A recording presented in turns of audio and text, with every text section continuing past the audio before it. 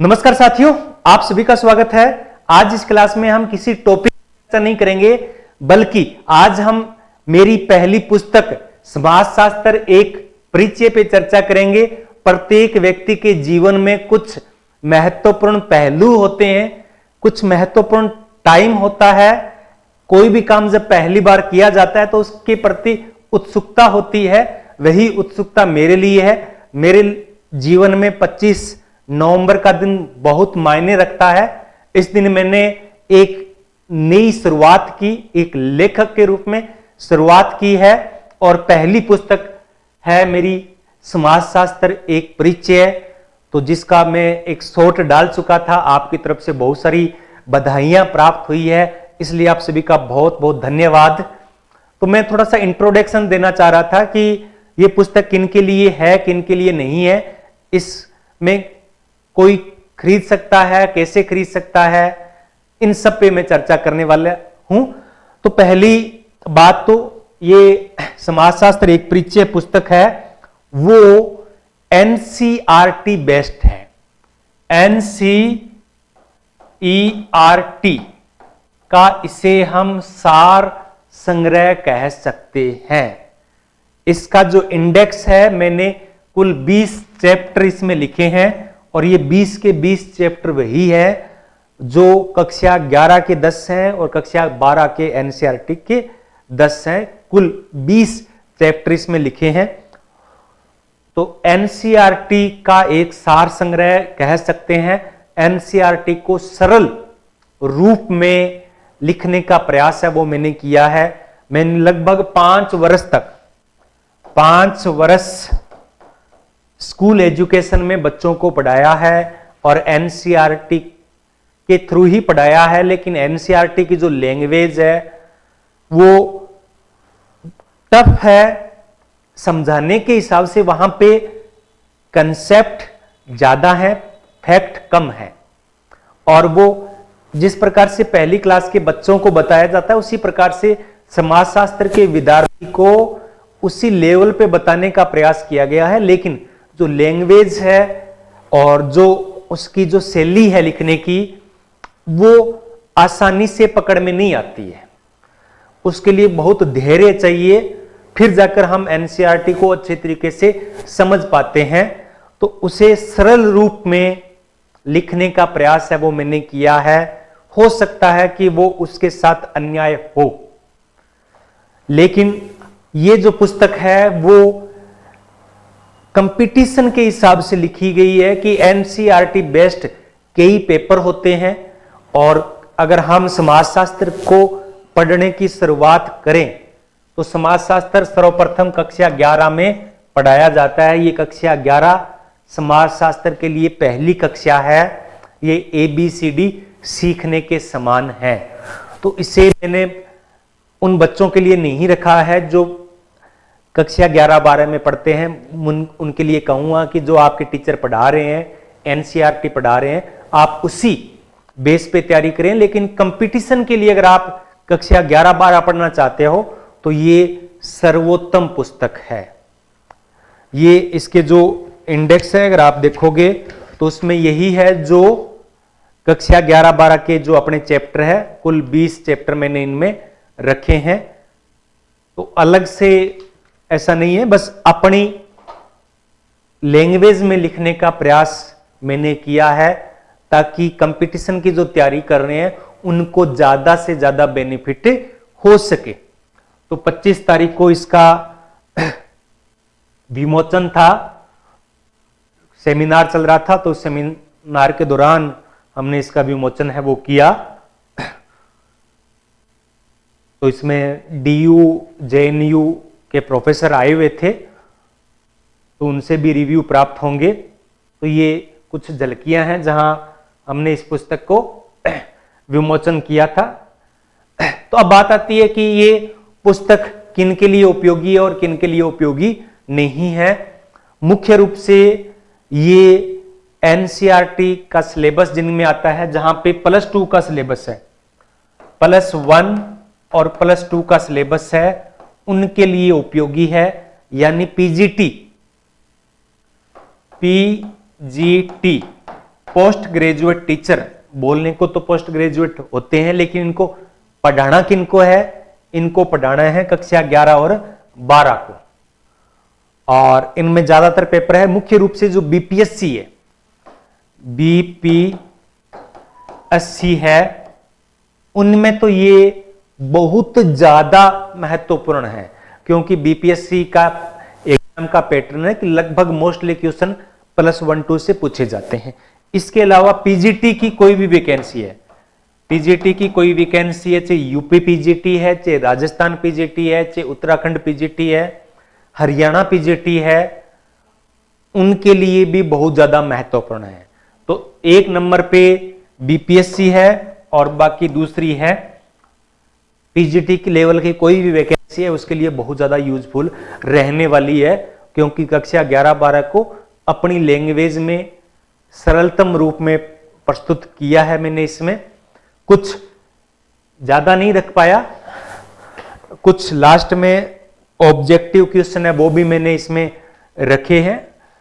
कुल 200 objective question है जो मैंने इसमें रखे हैं। कुछ इंपॉर्टेंट बुक्स के नाम वगैरह भी रखे हैं, इंपॉर्टेंट बुक्स कौन सी है, इंपॉर्टेंट कंसेप्ट कौन कौन से हैं। तो ये पहला प्रयास है और इस पहले प्रयास में स्वाभाविक रूप से हो सकता है कि कुछ कमियां रह गई हो, तो इसका द्वितीय संस्करण भी जल्द ही निकलने वाला है। और इसलिए मैंने ये जो पहला संस्करण है इसमें सीमित कॉपियां ही छपवाई है, मात्र 250 प्रतियां छपवाई है, ज्यादा प्रतियां नहीं छपवाई है। इस वजह से ये अभी ओपन मार्केट में नहीं आ पा रही है। अभी मेरी जो प्राथमिकता मैंने अभी बताया कि बीपीएससी 4.0 के जो मेरे स्टूडेंट हैं उनको मैं ये कॉपियां दूंगा, उसके बाद में उनसे रिव्यू जो प्राप्त होंगे, क्योंकि कुछ ग्रामर मिस्टेक हो सकता है या हो सकता है किसी टॉपिक को और ज्यादा डिटेल से बताने की आवश्यकता रही हो, तो वो सब जब उनके रिव्यू मुझे प्राप्त होंगे तो उन रिव्यू को शामिल करते हुए मैं जल्द ही इसका लगभग महीने 2 महीने में द्वितीय संस्करण निकालूंगा और उसमें सेकंड एडिशन में जो कमियां हैं उनको दूर करते हुए कुछ और कंटेंट को शामिल करते हुए और पुस्तक निकालूंगा, तो वो सबके लिए उपयोगी सिद्ध होगी। तो समाजशास्त्र की जो स्टार्टिंग से तैयारी कर रहे हैं उनके लिए मुझे लगता है कि ये पुस्तक बहुत ज्यादा महत्वपूर्ण रहने वाली होगी। बहुत संक्षिप्त में, बहुत सरल भाषा के अंदर मैंने ये पुस्तक है वो लिखी है। और पहला था तो इसमें कई चीजें होती है, क्योंकि इसमें जो पेज क्वालिटी है वो बहुत ज्यादा अच्छी रखी है। 95 GSM का पेज इसमें लगा हुआ है, तो इस वजह से मुझे भी ये बहुत महंगी पड़ी है पुस्तक, और मैं नहीं चाहता कि ये पुस्तक महंगी आपके रूप में आए। तो जब इसका सेकंड एडिशन निकलेगा तब पेज क्वालिटी थोड़ी सी कम भी हो जाए तो भी चलेगी, पेज क्वालिटी थोड़ी कम भी हो जाए तो भी चलती है, क्योंकि हमारे लिए कंटेंट इंपॉर्टेंट है। तो अभी अगर आप, क्योंकि मुझे पता है कि कमेंट आ रहे थे, तो उनके लिए मैं बता दूं कि अभी आपको ये पुस्तक है वो नहीं मिलेगी। ये पुस्तक आपको कोशिश है कि जनवरी में मिल जाए, जनवरी में नहीं तो फरवरी में आपको 100% मिल जाएगी। फरवरी में ये 100% अमेजोन से, फ्लिपकार्ट से या किसी और माध्यम से ये पुस्तक आप तक उपलब्ध हो जाएगी। अभी 1-2 महीने का वक्त मुझे लगेगा इसके रिव्यू प्राप्त करने में और इसका कुछ विस्तार करने में, सेकंड एडिशन निकालने में। तो ये पुस्तक है वो, पहली बात कक्षा 11-12 एनसीईआरटी +1-2, इसके बाद में पीजीटी के लिए उपयोगी है, प्लस में जो स्टूडेंट जीरो से समाजशास्त्र को पढ़ना चाहता है उसके लिए बहुत ज्यादा उपयोगी ये पुस्तक रहेगी। और इसका कंटेंट मैं बता चुका हूं कि ये एनसीईआरटी बेस्ड है और अभी मार्केट में ओपन रूप से उपलब्ध नहीं है, कि जो मेरे स्टूडेंट हैं अभी ऐप के, उन्हीं के लिए ये उपलब्ध है, लेकिन बहुत जल्द ये पुस्तक सभी के लिए उपलब्ध रहेगी, क्योंकि इसमें रिव्यू मुझे प्राप्त हो जाएंगे, तो ज़्यादा से ज़्यादा मैं इसमें संशोधन और सुधार कर सकूंगा। कहीं कंटेंट कम है तो उसको और ज़्यादा ऐड कर सकूंगा। हाँ, जो मैंने कक्षा 11-12 की एनसीईआरटी की क्लासेज लगाई है, कंटेंट वही है, कंटेंट वही है जो कक्षा 11-12 की मैंने अभी क्लास है। तो अगर आप पुस्तक नहीं अभी देख पा रहे हैं 2 महीने के लिए, अगर बीपीएससी की तैयारी कर रहे हैं और आप नहीं जुड़े हुए हैं, तो कक्षा 11-12 की मैंने यूट्यूब पे क्लासेस डाल रखी है, तो उन क्लासेस को देख सकते हो। वो कंटेंट वही है 90%। कुछ चीजें ऐड की है, हो सकता है सेकेंड एडिशन में और चीजें उभर कर आ जाए। तो अभी जो आपके क्वेश्चन मुझे प्राप्त हो रहे थे वो यही हो रहे थे कि ये हम कैसे प्राप्त करें। तो एक बार के लिए मैं आपसे सॉरी चाहूंगा कि अभी आपके लिए, सभी के लिए पुस्तक उपलब्ध नहीं है। हाँ, फरवरी तक पॉसिबल है, जनवरी, लेकिन फरवरी तक सभी के लिए उपलब्ध रहेगी।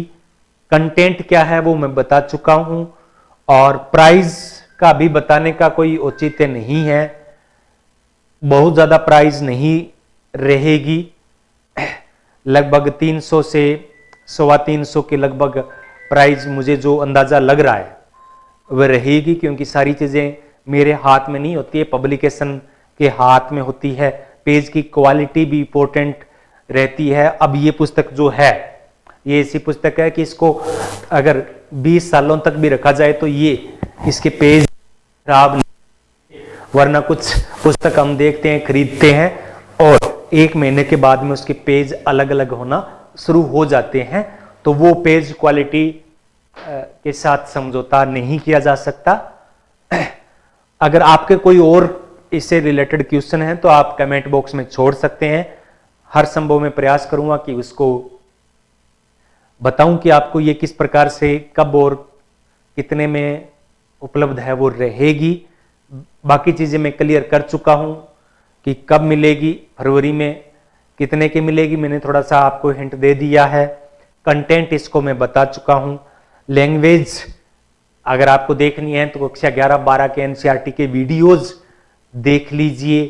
किन किन एग्जाम के लिए उपयोगी है, तो कक्षा 11-12 है वो पीजीटी के लिए उपयोगी है। यूजीसी नेट के लिए ये पुस्तक मान लीजिए कि बहुत ज्यादा उपयोगी नहीं है, बहुत कम, क्योंकि ये स्टार्टिंग लेवल है। और जो नेट है, नेट का एग्जाम है वो एमए लेवल पे होता है, मास्टर लेवल पे होता है। जब हम मास्टर कर लेते हैं और एमए वाले बच्चों को ही पढ़ाना है, पीजीटी लेकर आप कौन सी क्लास को पढ़ाओगे, कक्षा 11 व 12 को। और नेट करके असिस्टेंट प्रोफेसर लगोगे तो किसको पढ़ाओगे, बीए और एमए को। तो ये चीजें महत्वपूर्ण रहती है और यही किसी लेवल को डिपेंड करती है। तो ये मास्टर बनना है और ये पहली क्लास है। कक्षा 11 समाजशास्त्र के विद्यार्थी के लिए पहली क्लास है और एमए को पढ़ाना अंतिम क्लास है। तो दिन रात का अंतर है। हाँ, उम्मीद है कि मार्च अप्रैल के अंदर नेट के लिए भी पुस्तक है वो मैं अलग से निकाल दूंगा, मार्च या अप्रैल के अंदर।